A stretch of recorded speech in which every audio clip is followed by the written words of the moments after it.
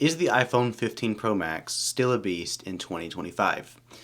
Now, without making you wait all the way to the end of the video and watching this whole thing and wasting your time, I'm going to give you the straight up answer. And that answer is 100%. The iPhone 15 Pro Max still is an amazing device, even this year, and will be for many more years down the road. If you wanted to check it out on, say, Amazon, for example, you could probably find it for in between $700 to $900, and it's typically around that $800 mark. Short answer out of the way, if you guys would like to continue to stick with me and watch as I sort of explain how I got to that answer, let's hop right into it. So this is the iPhone 15 Pro Max, and at this point it's about a year to a year and a half old, as it was released in September of 2023. Now, when it was released, its main hype was the camera control button. And essentially what this allowed you to do was map a button to basically whatever you wanted it to do. And you know, I tell you what, I've mapped it to the flashlight once and I just have not messed with it since then. I mean, it at this point does not even matter to me. But at the time, that was essentially its selling point. But this, for the most part, was a very minor update for a phone. You know, they rounded the edges a little bit. It got some camera upgrades, it got some battery upgrades, it got some screen upgrades, but so does like every other phone. So let's hop right into performance and battery life. So I ran a score on Geekbench 6. And you can see this device is equipped with about 8 gigabytes of memory and the Apple A17 Pro chip.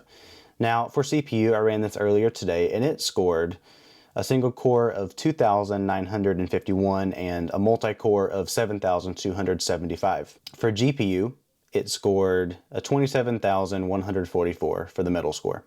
So I feel like next up we should talk about battery life. And battery life for me has been different, I will say.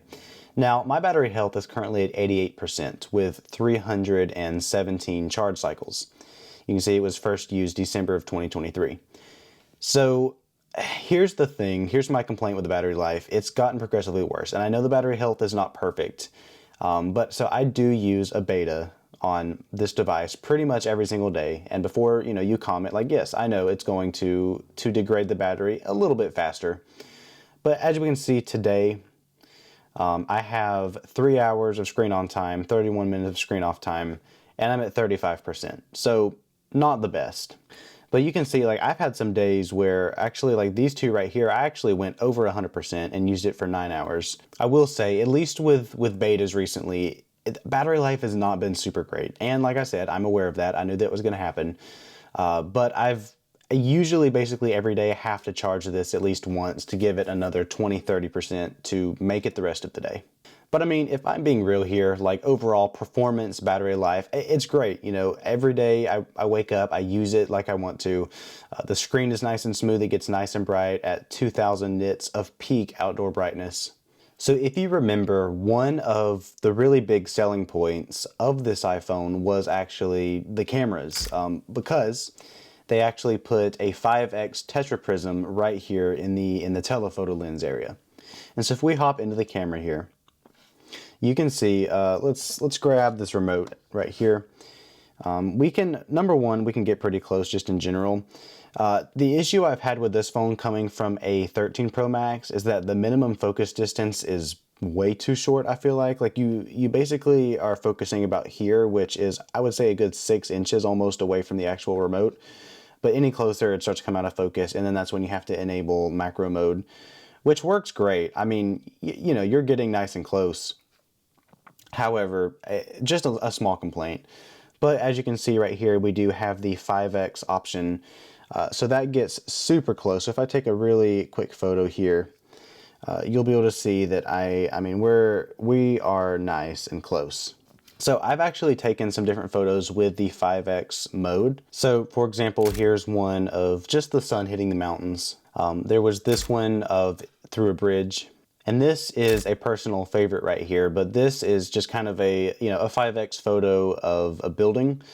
But I mean, as you can tell, like there's tons and tons of data. So everything is nice and crispy and clear, and there's no real trouble whatsoever.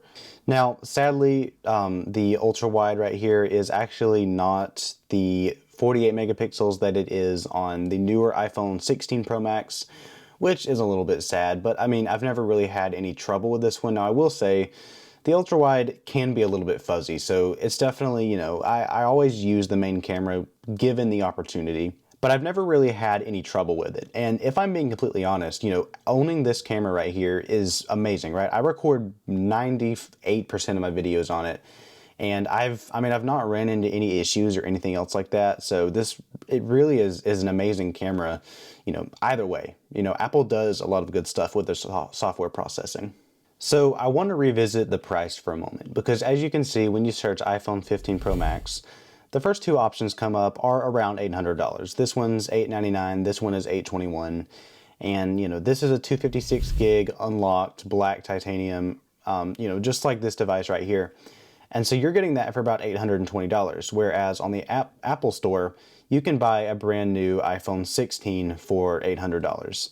So about the same price, and when this phone came out, keep in mind, the iPhone 15 Pro Max, it was sitting at around $1,200. So obviously the price has gone down a lot, which might be a really good opportunity to buy one. And if you are going to choose the 15 Pro Max over a 16, you're getting that third camera, you're getting a quicker, more responsive display with ProMotion. So now for the conclusion. And I mean, like I said in the very beginning of the video, yes, this phone is 100% worth it. It has very few weaknesses, it has a ton of strengths, and it's all around great. For me personally, I would say the battery has been lacking a bit for me lately. But then again, I do use this a lot harder than other people might, and I have betas on here and stuff like that, so of course it's going to be a little bit more lacking in my use cases. But I mean, the screen is beautiful, it's bright. I will say this phone does have some trouble with heat from time to time, as in it will get a little bit toastier than, the 16 will. So keep that in mind, of course.